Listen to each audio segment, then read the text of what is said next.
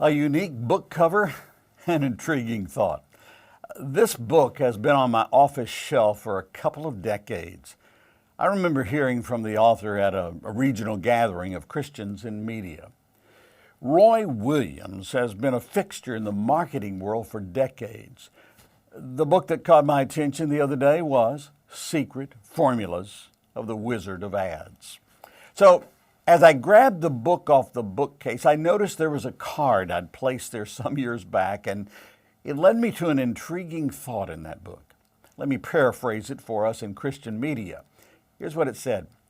Think about the people who do not listen or watch your station. Do they not listen because they don't know about you, or because they do know about you? You see, the first part of the problem may be due to poor marketing.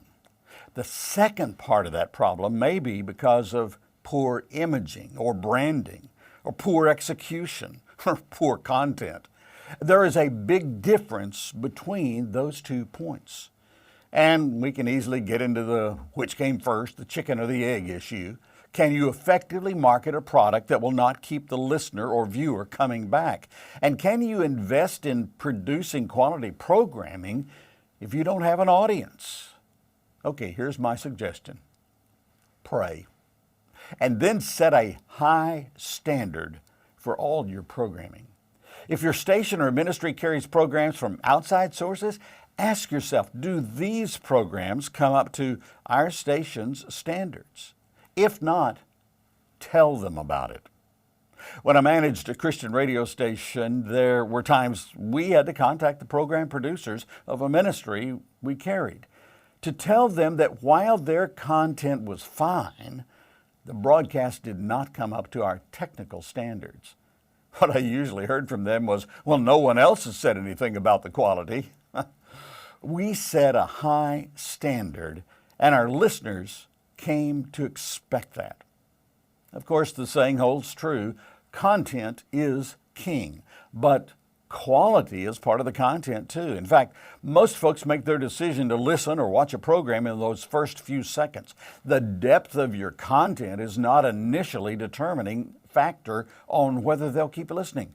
It is the quality of the program and the sense the listener or viewer has that there is something there for them. I grew up in the era of records and record players, and inevitably the vinyl record would get scratched. That annoying click was there from then on. If we really liked the song or album, we listened anyway. That is rarely true today. Those distractions can cause a person to miss something powerful and meaningful. If your audience is tuning out, then your ministry is suffering. Roy Williams, in that short piece I read out of that book, talked about the world outside your door. In other words, how others perceive you and your ministry. That's why branding is so important. That's why consistency is so important.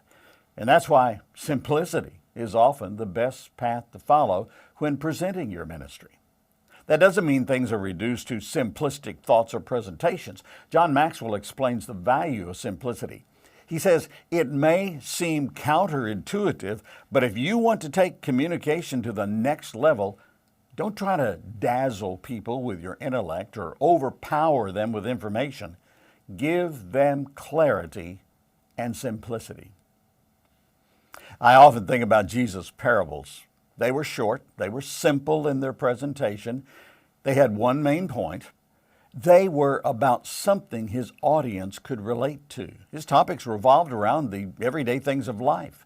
Lighting your home, drawing water, building your house, planting and harvesting. The people heard the stories and quickly could realize there's something here for me. So what can you do today to make sure people know what your ministry is about, that will cause them to want to listen or watch and stay tuned in? You see, the impact of your ministry may depend upon what you do today.